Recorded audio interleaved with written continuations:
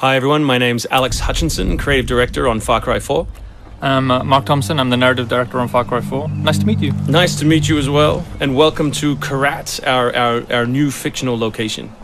So in Far Cry 4, you step into the shoes of AJ Gale, who is returning to the country of his birth, initially just to scatter his mother's ashes before he gets caught up in what's essentially a civil war.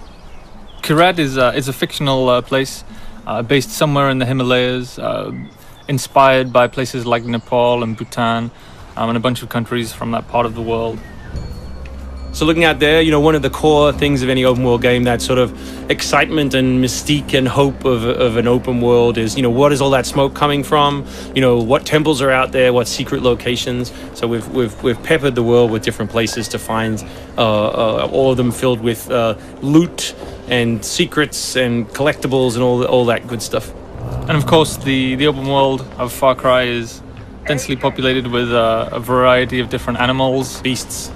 And also that's some kind of yak. I don't even know what that animal was.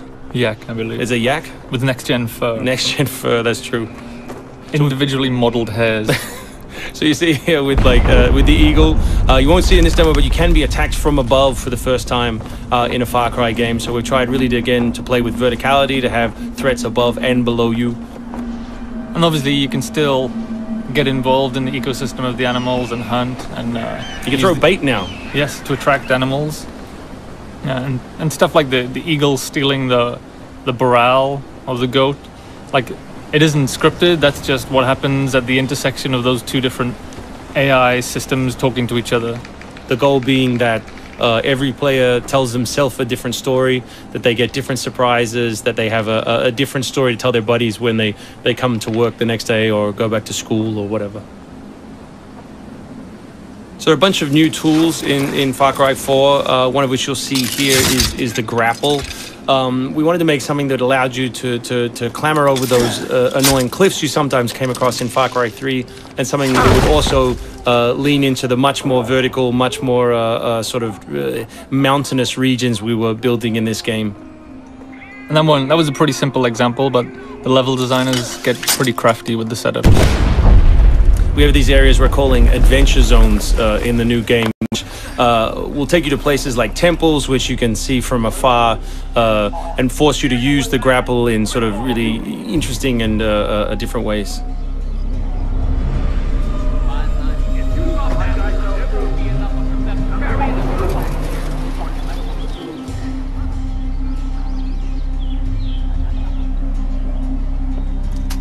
The auto crossbow is a new stealth weapon that we've introduced for Far Cry 4.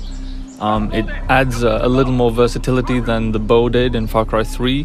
Obviously it sacrifices the long range for rapid fire, but it's still a super useful stealth weapon. So this is one of my favorite bits. This if you look down when you're meleeing in the new game, you kick. So you can do all kinds of fun setups such as that. Kicking things is hilarious. I expect people around the world to be kicking rocks, explosive barrels, dead bodies come November.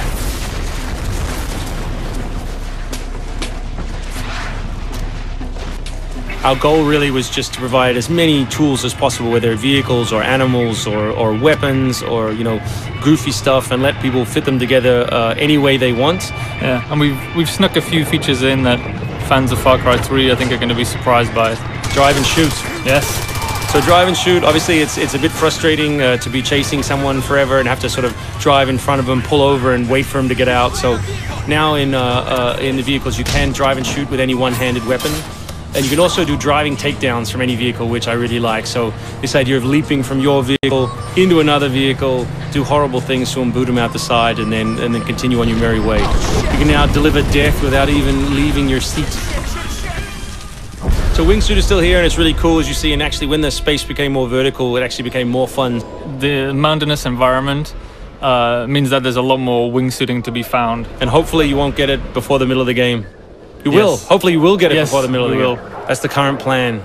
But we are many months away from watching you guys abuse this online.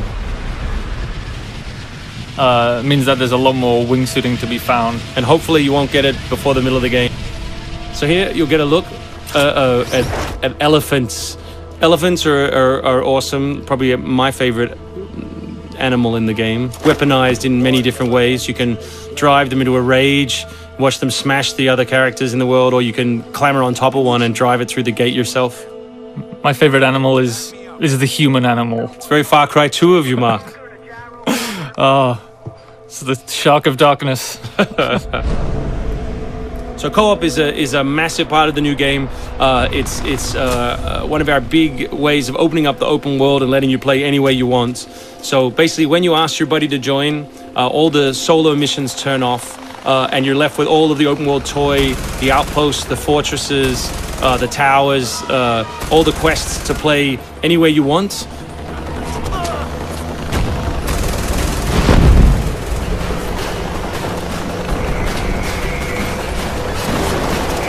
All right, let's do this.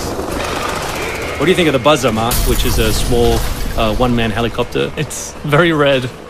No, but it's cool because it gives like this almost like developer perspective on the world. Like you normally in Far Cry 3 you could never really see an outpost, or you couldn't engage with an outpost from this kind of vantage point, which is really cool. So the outposts from Far Cry 3 were like the template for the fortresses. They're kind of like bigger, better, more badass version of the outpost to More badass. to paraphrase Cliffy B. Badassitude. So imagine charging that vehicle, you know, atop the elephant as opposed to just watching it happen. We spent a lot of money on that feature.